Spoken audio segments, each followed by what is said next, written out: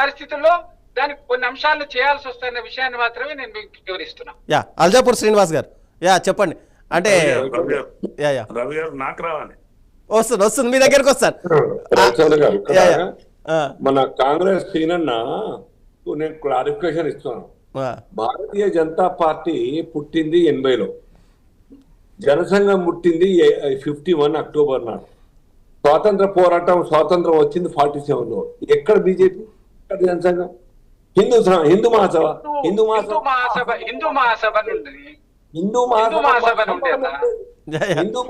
మాకు సంబంధం మూలాలు అక్కడి నుంచే కదా.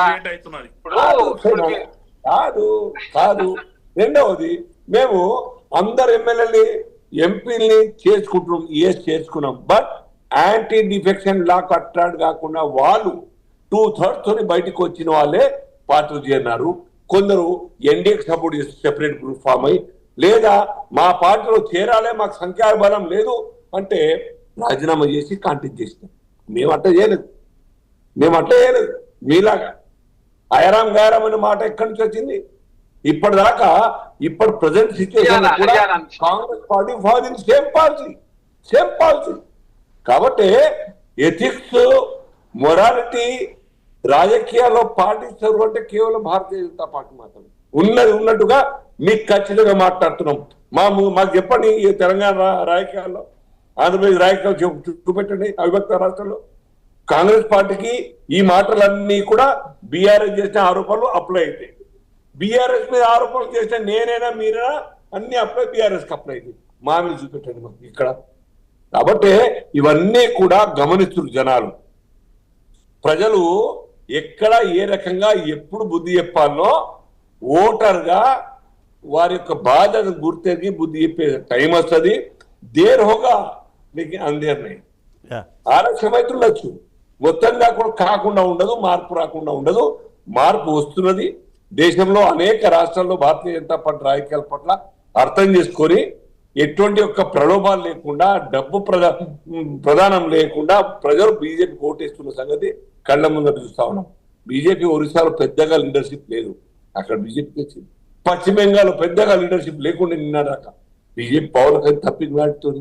నార్త్ ఈస్ట్ స్టేట్ లో బీజేపీ కనుపూర్లో కూడా కనబడేది కాదు. వాలంటీర్గా వాళ్ళు జాయిన్ అవుతా ఉన్నారు, కాంటాక్ట్ చేస్తా ఉన్నారు, గెలుస్తా ఉన్నారు. కొందరు పార్టీని మార్చుకుంటా ఉన్నారు, కన్వర్ట్ అవుతా ఉన్నారు, మా పార్టీలో జాయిన్ అవుతున్నారు. కాబట్టి మీరు పాటించండి. గొప్పగా కాంగ్రెస్ పార్టీ 140 సంవత్సరాల పార్టీ అని చెప్పుకోవడం ఒకటే కాదు. ఎథిక్స్, వాల్యూస్, ఈ దేశం గురించి పాజిటివ్ గా ఆలోచించేటువంటి ఆలోచనను డెవలప్ చేసుకోండి. అది క్షీణిస్తా ఉన్నది డే బై డే. ఉప ప్రాంతీయ పార్టీగా, ప్రాంతీయ పార్టీ కూడా కాదు, ఉప ప్రాంతీయ పార్టీ కన్నా చిన్న స్థాయిలో కాంగ్రెస్ పార్టీ దిగారింది. పశ్చిమ బెంగాల్లో 30-40 ఏళ్ళ కాంగ్రెస్ పార్టీ లేదు, తమిళనాడులో 40 సంవత్సరాల నుంచి కాంగ్రెస్ పార్టీ లేదు, యూపీలో 40 సంవత్సరాల నుంచి 30 సంవత్సరాలు కాంగ్రెస్ పార్టీ లేదు. ఏ రాష్ట్రంలో ఉన్న చెప్పండి. ఒకసారి పవర్ పోయిన తర్వాత కాంగ్రెస్ పార్టీ ఆ రాష్ట్రంలో మళ్ళా ఎమర్జ్ కావడం లేదు, అర్థం చేసుకోరు. అలాగే బీఆర్ఎస్ నెత్తినెక్కించుకుంటలేండి. బీఆర్ఎస్ కూడా చేయని పాపాలు చేసింది. పాలనలో కొన్ని కాంగ్రెస్ కు భిన్నంగా, గతంలోని తెలుగుదేశం కు భిన్నంగా కొన్ని పనిచేసి ఉండవచ్చు. బట్ వాళ్ళలో కూడా మైనస్ పాయింట్లు గుర్తించారు. కాబట్టి ప్రజలు డబ్బులు తీసుకొని, లేదా పెన్షన్ తీసుకొని, రైతు బంధు తీసుకొని, గ్రామీణ ప్రాంతాల్లో రైతులు మొత్తం కూడా లాభపడి కూడా they did not vote for BRS. వాళ్ళ అహంకార ధోరణి, కుటుంబ పాలన, ఇవన్నీ కారణాలు. ఇవన్నీ మాకు అప్లై కావు. మళ్ళీ మీ దగ్గరకు నాగేంద్ర గౌడ్, అంటే మొదట ఈ ఫిరాయింపులను తీసుకొచ్చిందే కేసీఆర్ కదా. ఎందుకంటే 2014 చూసుకుంటే మనము ఒక్కసారి తెలుగుదేశం పార్టీలో ఉన్నటువంటి ఎమ్మెల్యేలందరూ కూడా బీఆర్ఎస్లో జాయిన్ అయిపోయారు, పార్టీయే లేకుండా కనుమరుగయ్యేలాగా తీసుకొచ్చారు.